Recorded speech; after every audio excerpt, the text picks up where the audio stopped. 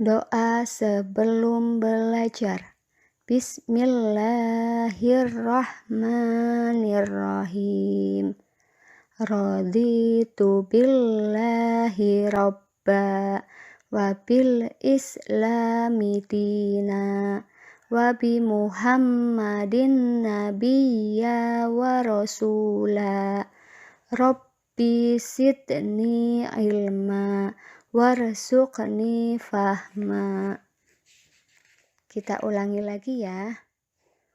Raditu billahi robba wa bil islami dina wa bi muhammadin nabiyya wa rasula. Rabbi sidni ilma warzuqni fahma. Artinya, aku rela Allah sebagai Tuhanku dan Islam sebagai agamaku dan Nabi Muhammad sebagai Nabi dan Rasulku. Ya Allah, tambahkanlah kepadaku ilmu dan berkahilah kami rezeki untuk dapat pemahaman.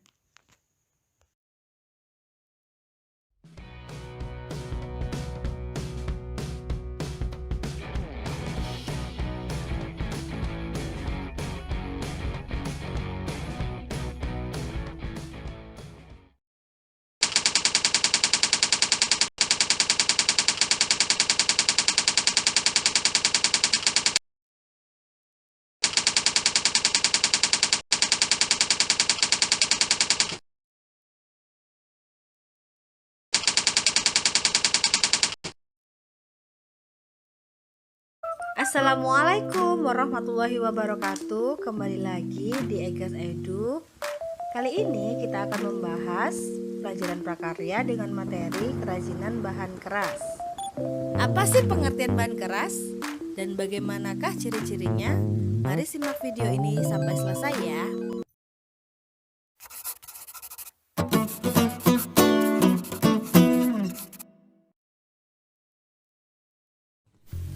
Apa sih itu kerajinan?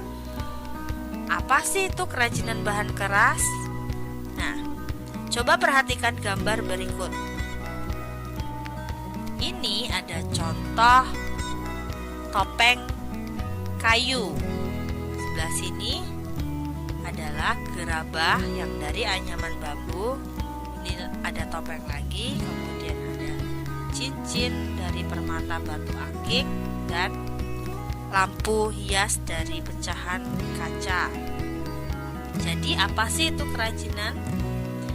Kerajinan adalah suatu karya seni yang proses pembuatannya menggunakan keterampilan tangan manusia. Berarti kerajinan itu dibuat oleh seorang pengrajin. Nah, kerajinan bahan keras adalah suatu karya seni dengan berbahan dasarkan bahan keras. Bahan keras di sini itu adalah bahan yang teksturnya itu keras, kemudian teknik pengolahannya itu menggunakan alat-alat bantu seperti tatah, ukir kayu, kemudian amplas dan lain-lain. Bahan keras itu sendiri ada dua macam, yaitu bahan keras alami dan bahan keras buatan. Bahan keras alami itu memiliki ciri-ciri dia terdapat langsung di alam dan dapat dijadikan sebagai produk kerajin, dijadikan sebagai bahan dasar produk kerajinan tanpa mengalami pengolahan terlebih dahulu. Kemudian sifatnya itu biasanya organik atau bisa terurai oleh mikroorganisme pengurai. Contohnya cangkang kerang, bambu, jalin, biji-bijian, dan cangkang telur, dan masih ada banyak lainnya. Kemudian bahan keras buatan memiliki ciri-ciri. Yang pertama itu dia dibuat oleh manusia. Berarti bahannya itu melalui proses pengolahan oleh manusia. Kemudian sifatnya itu biasanya anorganik atau tidak dapat terurai oleh mikroorganisme pengurai.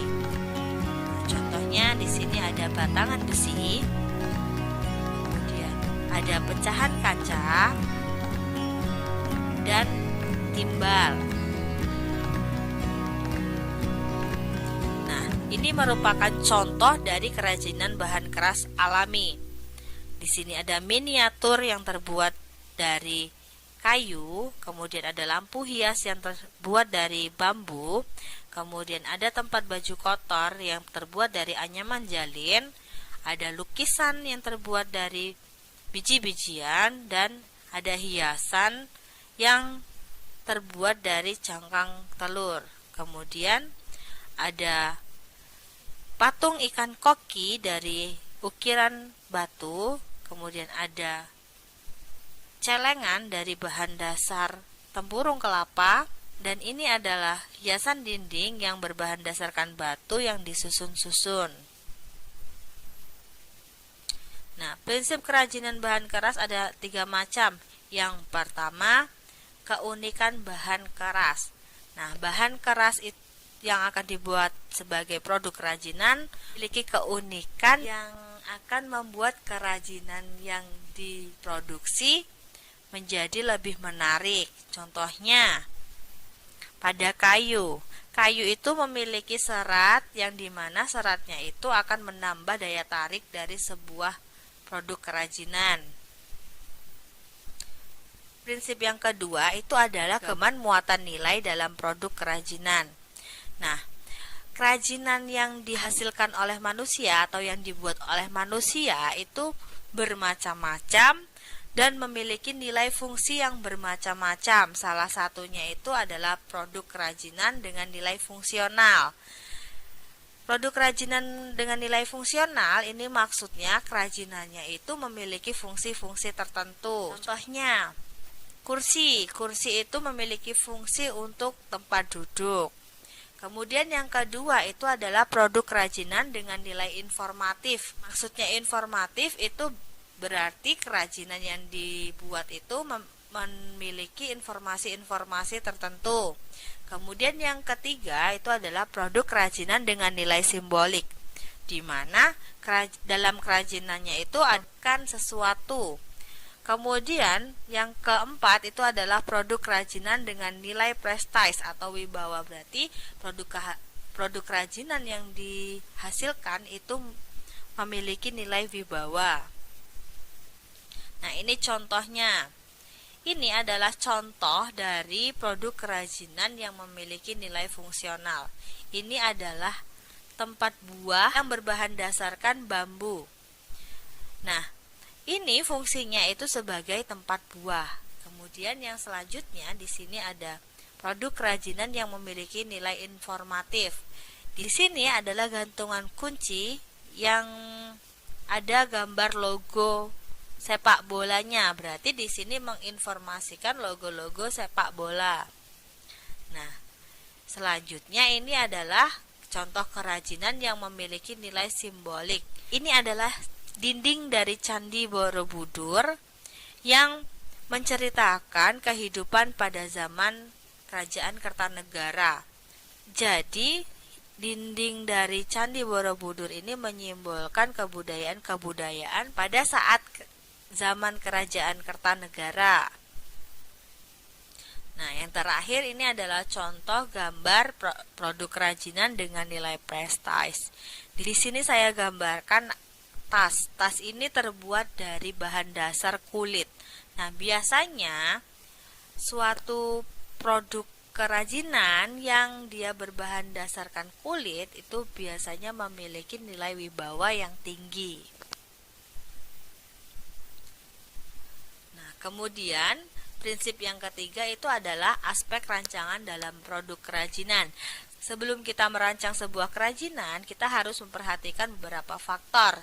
Di antaranya, ada faktor teknis, ada faktor ekonomis, ada faktor ergonomis, faktor sains dan teknologinya, dan faktor estetika, yang terakhir faktor kondisi lingkungan.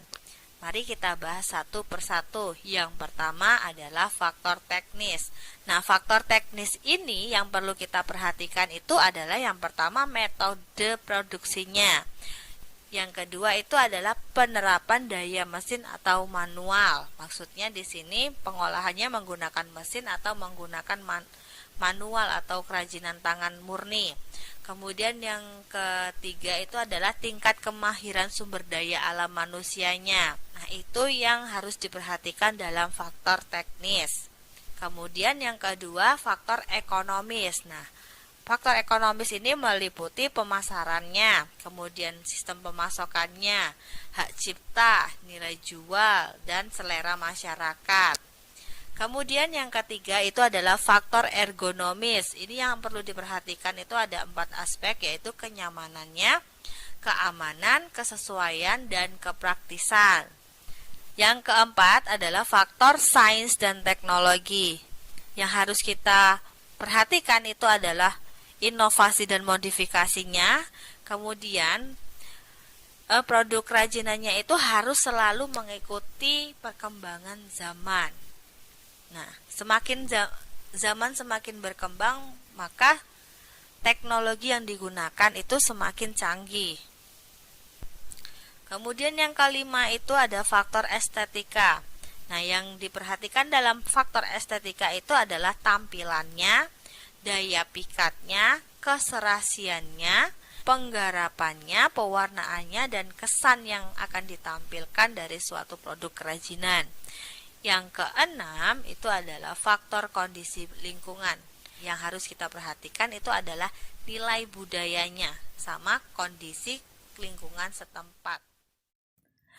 Untuk mengetahui lebih mendalam tentang kerajinan bahan keras, jangan lupa subscribe agar kalian tidak ketinggalan materi selanjutnya. Sampai jumpa!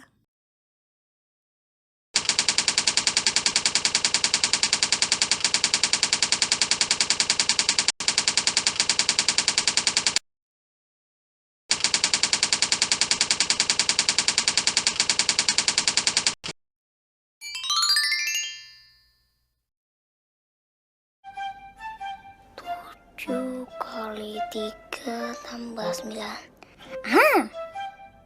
Ya.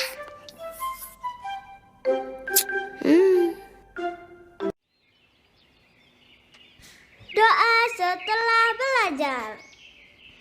Bismillahirrahmanirrahim. Allahumma arinal haqqa haqqa warzuqna tiba'ah wa arina batila batilan warzuqna jtinabahu. Artinya, ya Allah, tunjukkanlah kepada kami kebenaran sehingga kami dapat mengikutinya, dan tunjukkanlah kepada kami kejelekan sehingga kami dapat menjauhinya.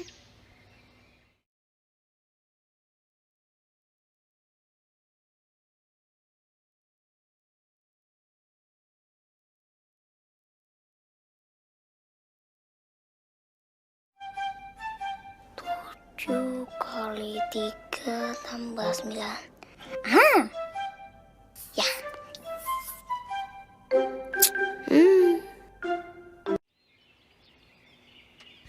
Doa setelah belajar. Bismillahirrahmanirrahim. Allahumma arinal haqqa haqqa warzuqna tiba'ah wa arina batila batilan warzuqna jtinabahu. Artinya, ya Allah, tunjukkanlah kepada kami kebenaran sehingga kami dapat mengikutinya, dan tunjukkanlah kepada kami kejelekan sehingga kami